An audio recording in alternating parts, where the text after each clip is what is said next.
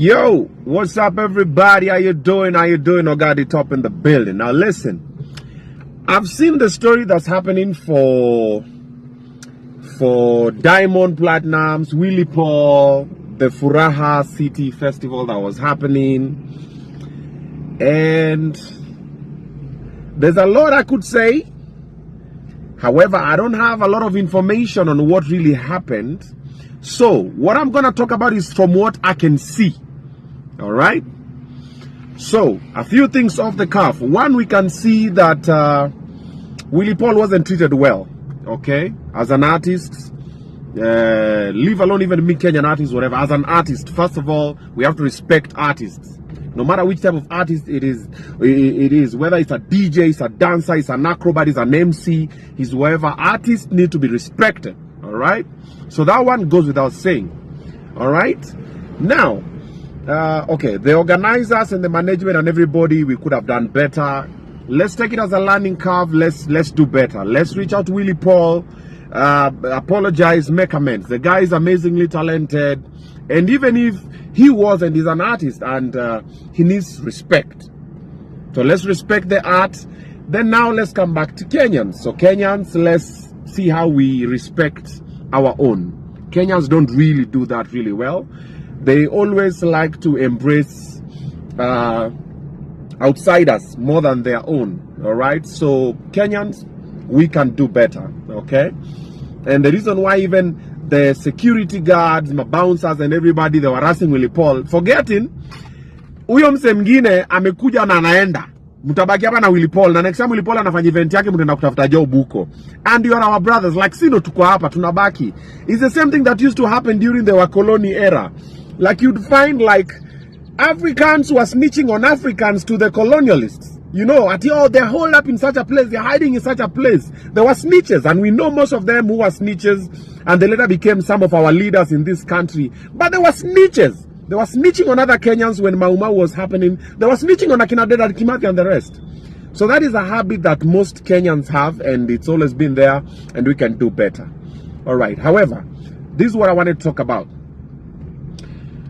I've seen the reaction online from other influential individuals to artists to everybody. And guys, we're doing a wrong thing, okay?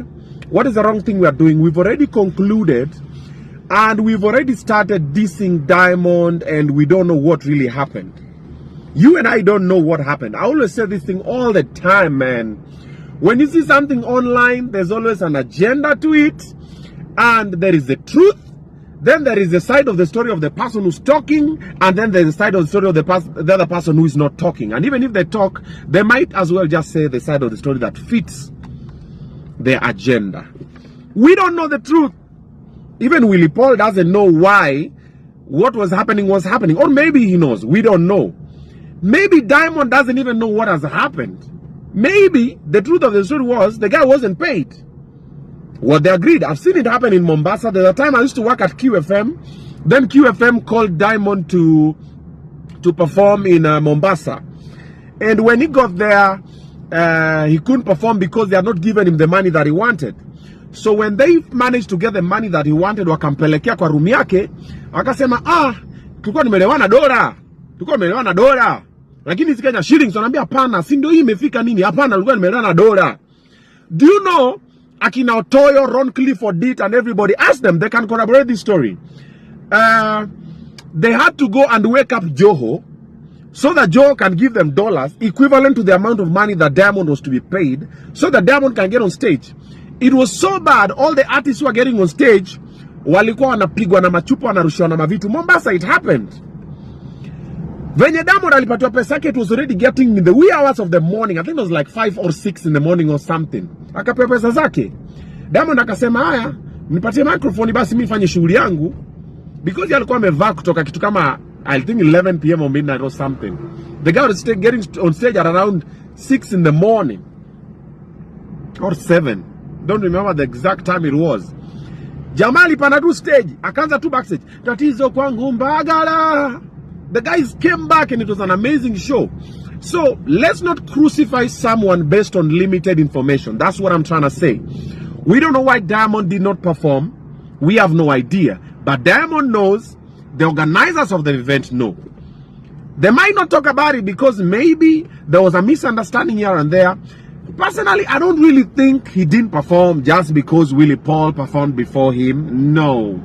I don't know. Willy Paul is my boy. I'm number one Willy Paul fan. I've said it 1,000,001 times to him, to my fans on my platform, everywhere. Willy Paul, amazingly talented guy.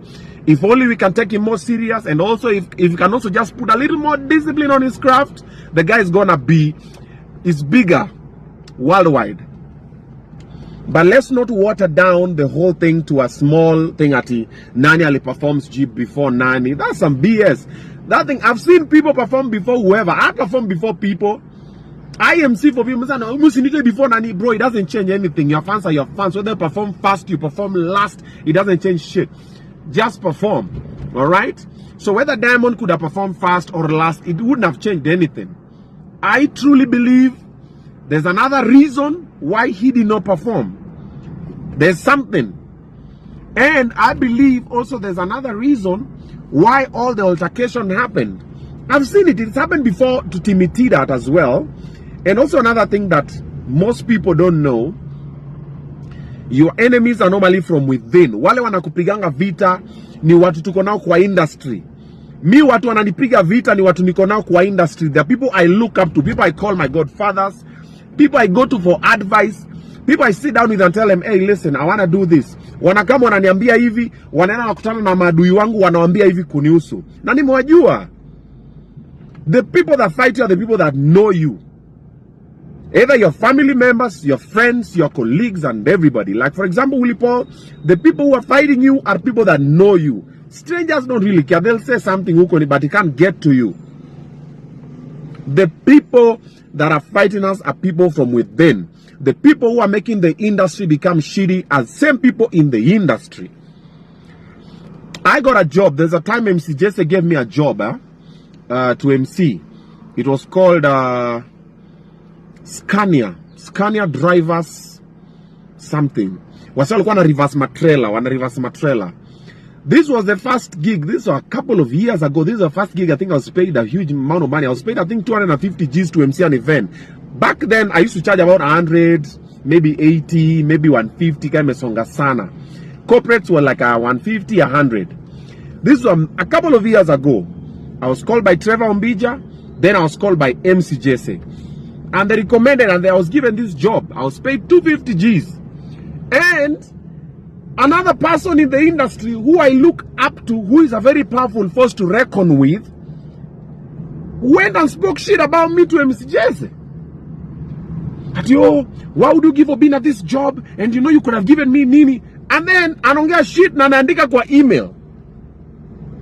He didn't deserve this chance nini. Then me nikapata yo email. I'm like, yo. So since then, I've never looked at the guy the same. But I talked to him. I meet him. Hi, how are you? You're well, Nini? But I know this nigga don't mean well for me. So the people who are fighting you, your enemies, whatever, they are people who are here in the industry. The people who are trying to bring Willy Paul down. The guy is amazingly talented, but why is he always in problems? Same people in the industry. Same people that's also fighting me. Same people. They're called the gatekeepers. When you become big, they don't understand how you're big without going through them. They want you to go through them. They want you to hustle, to always kiss ass, ask them for permission to do shit. Same with me, I do my shit, man. I wake up today, I want to do something, I'll do it. It's a good thing, it's a kind thing, it's gonna make a couple of people happy, it's gonna put money in some people's pocket and my pocket, I'll do it. I don't need to console anybody. Then you don't consult them, you are the enemy number one. Now they start planning, they start scheming. Who to fanye nini? Huyu tumweke dem. Huyu tumweke drugs. Who to fanye. Some people go to meetings and say, Obinna na kunyonga po mpaka da MC. I don't even take alcohol. So Willy Paul, Timmy Tidat, all of us in the industry, we know our enemies are from within. Wanatoka hapa katikati yetu, ni wenzetu na tumewajua. However, what happened yesterday, last night was very bad. But guys, stop concluding before you hear both sides of the story. We always do that thing all the time. Unasikia one side of the story, you've already crucified the other person, like, yeah. No, you don't know what really happened. So slow it down, think about it. My 2 cents. Peace out.